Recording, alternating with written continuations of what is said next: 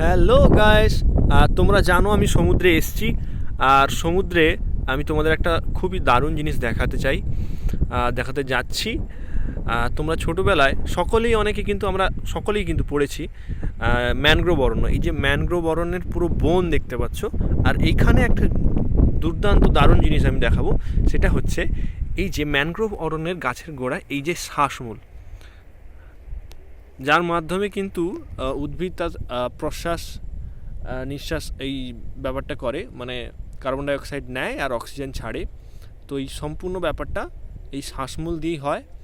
এই দেখাচ্ছি, এই যে হচ্ছে তোমরা দেখতে পাচ্ছ এই গাছের মূলগুলো কেমন মাটির ওপরে ফুঁড়ে উঠে এসছে। ভিডিওটা যদি ভালো লাগে তাহলে সাবস্ক্রাইব করো আমার চ্যানেলটাকে, আর লাইক করে দিও, কমেন্টে জানিও। আর এই জায়গাটা যদি তোমরা ঘুরতে চাও, কোন জায়গাটা খুবই সুন্দর একটা জায়গা, এটা পূর্ব মেদিনীপুরের কাঁথির সংলগ্ন একটা জায়গা।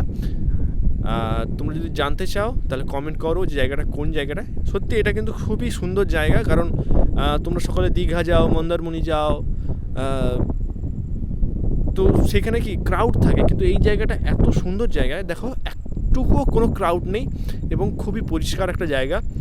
মানে তোমরা শান্তিতে সমুদ্র উপভোগ করতে পারবে এই জায়গাটায়। তো চলো, দেখা হচ্ছে আবার পরের ব্লগে।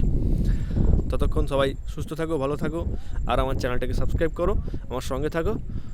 Thank you.